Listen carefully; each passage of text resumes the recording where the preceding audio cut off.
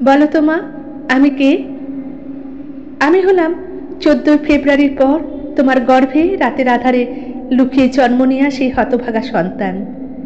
জানো মা, তুমি চলে আসার পর আমার সাথে কি হয়েছিল? তুমি যখন কাপড় দিয়ে ঢেকে আমায় ফেলে আসলে, আমি চোখ খুলে দেখি তুমি নেই। এদিক ওদিক সব দিক তোমায় খুঁজেছিলাম, চারিদিক অন্ধকার। বুঝে নিলাম তুমি নেই। আমি তো তোমায় মা ডাকতে শিখিনি তখনও, কিন্তু আমি জানতাম আমার চিৎকার শুনে তুমি দৌড়ে ছুটে আসবে, তাই চিৎকার করে কাঁদতে লাগলাম। জানো মা, আমার চিৎকারে তুমি এলে না ঠিকই, কিন্তু রাস্তার কুকুরগুলো আমার কান্না শুনে ঠিকই আমায় খুঁজে নিল। আমি ভাবলাম কুকুরগুলো বুঝি আমায় তোমার কাছে নিয়ে যাবে, কিন্তু না মা, তোমার কাছে নেয়ার জন্য না, ওরা এসেছে আমায় খাওয়ার জন্য। একটা দুটো কুকুর না মা, অনেক কুকুর। কি ধারালো দাঁত ওদের! আমায় দেখেই ওদের মুখ দিয়ে লালা পড়ছিল।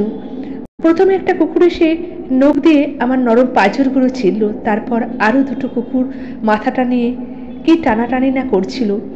তখন কি যন্ত্রণায় না মা হচ্ছিল! তুমি বুঝবে না মা, বুঝলে কি আর আমায় ফেলে যেতে? জানো মা, ওরা যখন আমায় টানাটানি করছিল, একটা সময় আমার যন্ত্রণাটাও কমে গেল। কমবে না বা কেন বলো? আমার তুলতুলে নরম খাঁচাটি ভেঙে প্রাণ পাখিটা তো ততক্ষণে উড়ে গেছে। জানি না কে তোমায় ভালোবাসি বলে কাছে টেনে নিয়ে আমায় জন্ম দিয়ে গেল।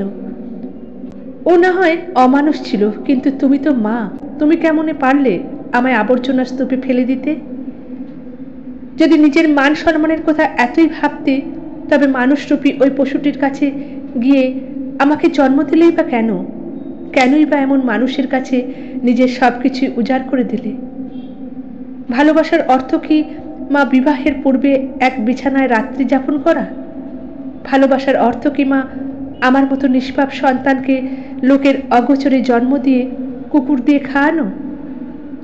তবে শোনো মা, এমন ভালোবাসা পাওয়ার আগেই ভারাক্রান্ত হৃদয়ে আমি দুনিয়া থেকে বিদায় নিলাম। তবে আমি ভগবানের কাছে প্রার্থনা করব তোমায় যাতে ক্ষমা করে দেয়। কি করব বলো? তুমি আমার কথা না ভাবলেও আমি তোমার কথা ঠিকই ভেবে রেখেছি। মা, তোমার কাছে শুধু একটা অনুরোধ, যদি সন্তানকে লোকের সামনে আনতে এতই লজ্জা করে তোমার, তবে আর কখনো আমার মতো অবৈধ সন্তানের জন্ম দিও না। ধন্যবাদ। ভিডিওটা ভালো লাগলে আমার চ্যানেলটা সাবস্ক্রাইব করে বেল আইকনটা পুশ করে দেবেন, কারণ পরবর্তী সুন্দর সুন্দর গল্প বা কবিতা আপনাদের কাছে নিয়মিত পৌঁছে যাবে। আবার দেখা হবে। ভালো থাকবেন।